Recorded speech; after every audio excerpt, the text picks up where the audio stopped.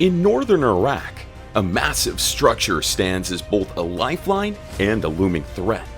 The Mosul Dam, one of the largest in the Middle East, holds back over 11 billion cubic meters of water. Built on a foundation that's literally dissolving beneath it, the dam has been teetering on the edge of catastrophe for decades. Engineers are racing against time, pouring billions into a relentless battle to keep the dam from collapsing. If it fails, the devastation would be unimaginable. A 46 meters wall of water would sweep through cities, leaving destruction in its wake. Will this multi-billion-dollar effort be enough to save Iraq's most precarious dam? Let's journey back to the 1950s, when Iraq was eager to transform its natural resources into tools of progress. The goal was ambitious: control the mighty Tigris River, expand agriculture, and protect cities like Baghdad from devastating floods. Among the many projects envisioned, the Mosul Dam was to be the crown jewel, a massive structure that would harness the river's power and provide for millions. The process of building this dam was anything but straightforward. Over the years, experts from around the world were brought in to determine the best location and design. The dam was eventually planned to be built on a foundation of karst, a type of landscape that includes soluble rocks like gypsum, which are known for being less than stable. This decision would cast a long shadow over the project. Despite the geological concerns, construction began in the early 1980s. The dam, an earth-fill embankment with a clay core, rose 113 meters high and stretched 3.4 kilometers long. It was designed to hold back a massive reservoir, later named Lake Dahuk, capable of storing 11.1 cubic kilometers of water. The dam wasn't just about water storage, it was also a powerhouse, generating 750 megawatts of electricity, enough to light up the city of Mosul. As the reservoir filled in 1985, the water submerged not only the surrounding land, but also a wealth of archaeological treasures. The Iraqi government had invited foreign delegations to help rescue and document these ancient sites before they were lost to the depths. Artifacts ranging from Assyrian relics to a 3,400-year-old Mitanni palace were unearthed, a poignant reminder of the region's rich history. Fast forward to the present, and the Mosul Dam, once a symbol of Iraq's modernization, is now often referred to as the most dangerous dam in the world. Imagine you're dealing with a massive structure built on less than ideal ground. That's the Mosul Dam for you. This dam, located in northern Iraq, was constructed on a foundation of materials that dissolve in water, like gypsum and limestone. These materials can create voids and openings as they dissolve, which is not something you want under a massive dam holding back billions of cubic meters of water. The Mosul Dam's foundation has been a ticking time bomb from the beginning. The ground beneath the dam is prone to dissolving, which can lead to cavities forming under the structure.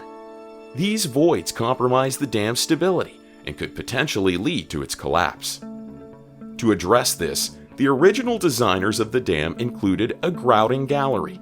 This is essentially a tunnel within the dam where workers can continuously inject grout, a cement-like mixture, into the foundation to fill any voids that form.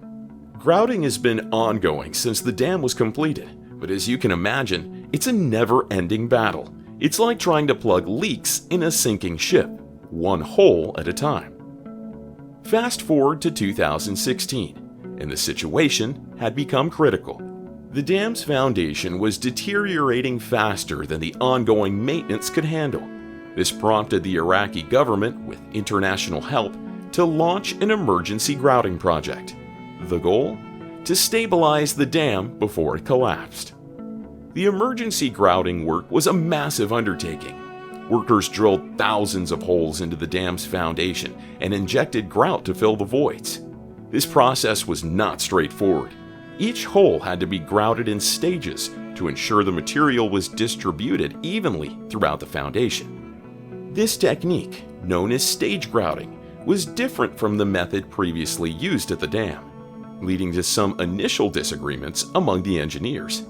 However, after several discussions and workshops, the team embraced the new approach. The grouting depth was another challenge. The team had to figure out how deep to drill each hole to ensure they reached the problematic areas in the foundation. In the end, they decided to match the depths to previous grouting efforts, ensuring they were reinforcing the same areas that had been targeted before. One of the most significant challenges was the need to upgrade the equipment used for grouting. The original equipment was outdated and couldn't handle the demands of the emergency project. The team introduced new computerized grouting control system, dubbed T-Grout, which allowed for precise control over the grouting process.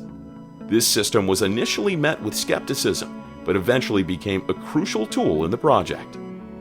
The team also faced logistical challenges.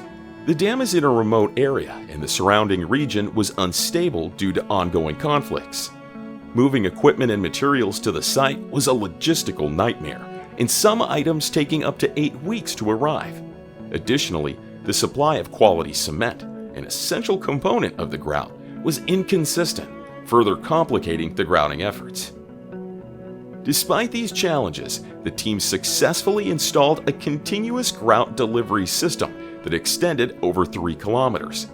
This system allowed for the on-demand delivery of grout to the various grouting locations, making the process much more efficient. While the grouting work was the main focus, the project also included crucial repairs to the dam's bottom outlets. These outlets are essentially massive pipes that control the flow of water out of the dam. The system includes bulkhead gates at the upstream end, guard gates midway through, and regulating gates at the downstream end. The team discovered issues with the guard gate's position indicator rod, which required specialized parts to repair. These parts had to be sourced from Europe, adding to the logistical challenges. The repair work was completed quickly, and the gate was operational within a month, a significant achievement given the circumstances. Further inspections revealed seepage at the joints between the tunnel and the guard gate structure, which had to be repaired under high hydrostatic pressure. The gantry cranes used to lift the gates also required extensive repairs, which were successfully completed. But what happens if the Mosul Dam collapses? The consequences would be catastrophic. A breach in the dam would release a wall of water 47 meters high, rushing downstream at an unimaginable speed. The city of Mosul, located just 30 miles downstream, would be hit within 2 to 4 hours. The floodwaters would continue to surge downstream, eventually reaching Baghdad, Iraq's capital, and causing widespread devastation. In the worst-case scenario, the collapse could result in the deaths of up to 1 million people and displace millions more. The flood would destroy infrastructure, homes, and farmland, leading to a humanitarian crisis of unprecedented scale. Ongoing maintenance is required to keep the dam stable, and experts agree that more work is needed to secure the structure permanently. One proposed solution is to build a massive slurry wall, a barrier that would prevent water from reaching the dissolvable materials in the foundation. However, this is a costly and technically challenging project that's never been attempted on this scale. Another option is to complete the construction of a secondary dam downstream, which would act as a fail-safe in case the Mosul Dam fails. This option would take years to complete, and the dam's condition could deteriorate further during that time. The emergency grouting project has bought some time, but it's not a permanent fix. The international community, along with the Iraqi government, must act quickly to implement a long-term solution before disaster strikes. If you found this video informative, make sure to hit that like button, subscribe to our channel, and turn on notifications so you don't miss our next mega project.